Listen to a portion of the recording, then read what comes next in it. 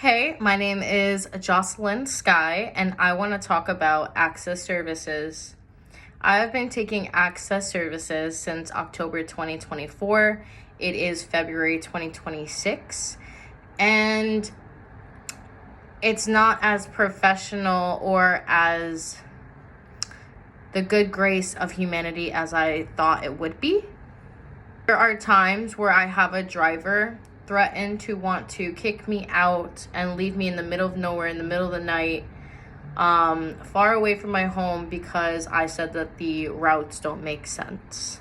There are dispatchers that will have you stay in the car for 2 to 3 hours, even 4-5 hours. They will keep you in the car even if you are 10 minutes next to your house or 4 minutes next to your house after doing a shared ride already. They have the power to have the driver drop you off or change the route, but they choose not to.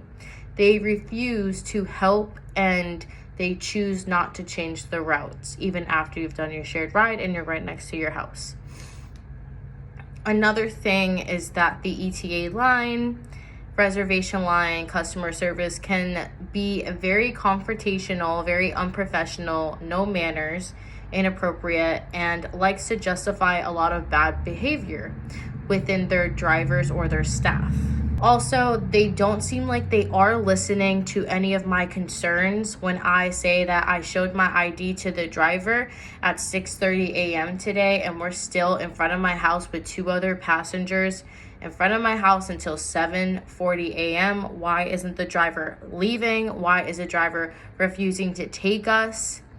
And the ETA line, reservation line for Access Southern Region, tells me that that's her shared ride and that's her route, and her route is to stay in front of my house and not do her job or go to any of these destinations or take us to our jobs or works or theater, anything like that. So clearly they don't listen and they don't care. Also, they get paid from the drivers either hourly or by certain pickups or by miles. So when they get paid by certain pickups, they keep these individuals that are disabled, blind, vision impaired, low vision in the car longer than they have to, making their lives worse than it needs to be, and not valuing someone's life, someone's time.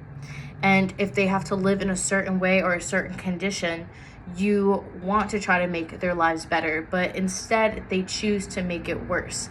And we are funding people that aren't actually helping humanity because they are greedy. We have greedy people here in the business. I don't think it's acceptable. I don't think it's okay. I don't think it's right to fund people that aren't making our lives better.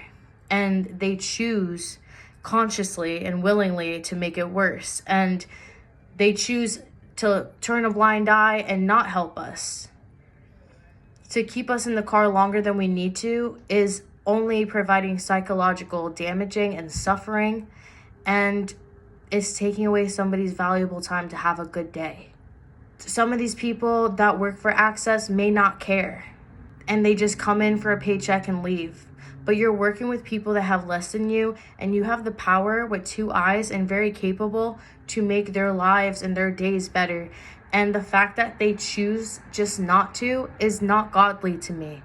The fact that we can't even ask questions in fear that you're gonna tell us that we're being confrontational because you don't want us to be communicative, or you don't know how to communicate or have a conversation and ask hard questions, or even just let us go home instead of staying in the car for another extra hour when I was already 4 minutes away from my house after a 3-hour ride.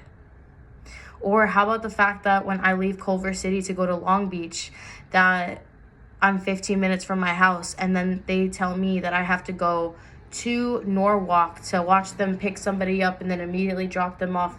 They don't get a shared ride, and then go over to Southgate and watch somebody come on and in the car and then get immediately dropped off, just to keep me in the car just for shits and giggles, to watch them not get a share ride but me have my share ride of 3 hours already. But all they answer, all dispatcher, reservation lines, or customer service tell me is F your time, F your eye, F you being vision impaired, F you being disabled, F you having less than, F you being blind, F you in any sort, shape, or form. We're in charge, and you're doing a shared ride. Whether you like it or not, even if we're next to your house, after you've done what we wanted you to do, we'll keep you here longer. Because our drivers need to get paid, and so do we. Dispatch gets paid per pickup, per passenger.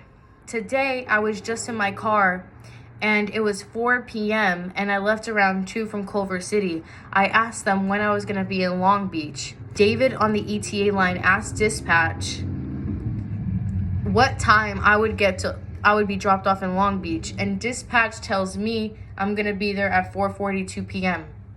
But that's not correct, because my driver told me that we are actually going to drop off the person in the car in the back in El Segundo at 4:42 p.m. That's 40 minutes away.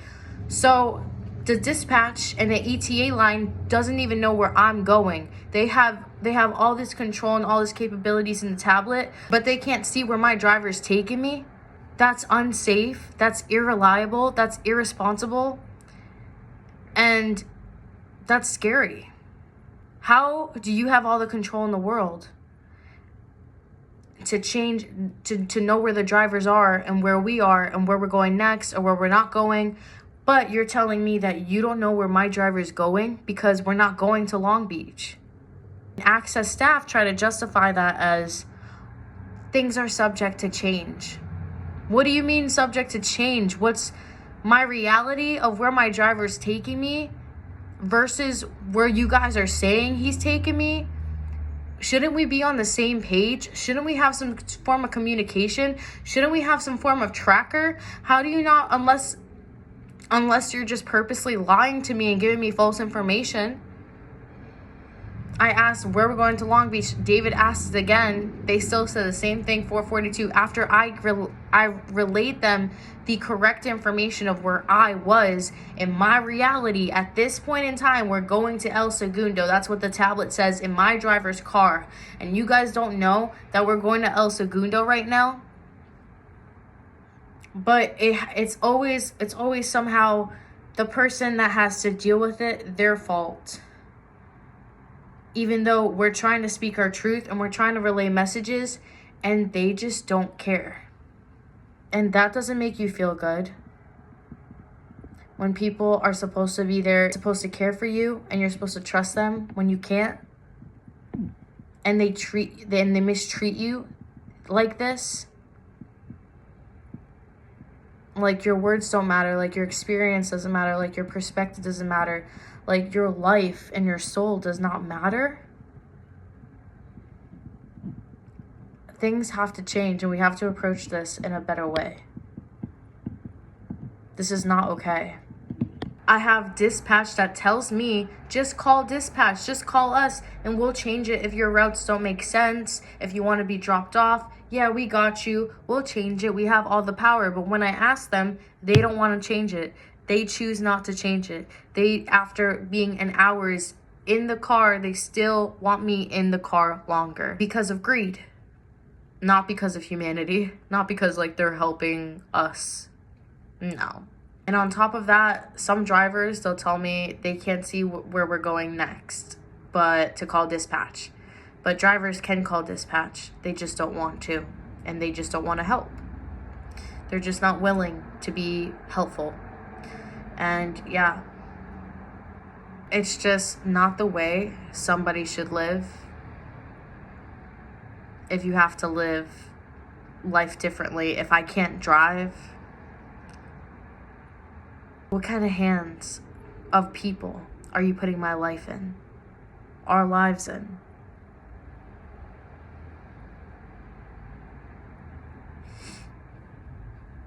It's just not godly. And why do they take us from Compton to Torrance back to Compton? Why do they take someone in Hawthorne to go all the way 30 minutes out when I'm close to my destination just to go back an hour? Why do they do these things? It's not kind. Yes, it's affordable service. and they say it's the bus route, but my bus route was 1 hour and 20 minutes. So why did I end up getting home 4 hours later? When it should really only take 2. Why do we have so many drivers? But yet you're putting 5 people in a 4-person car. Where's our peace? Where's our happiness? Yeah, we get affordable car service, but to what price is it to take part of our whole life? Taking our whole time.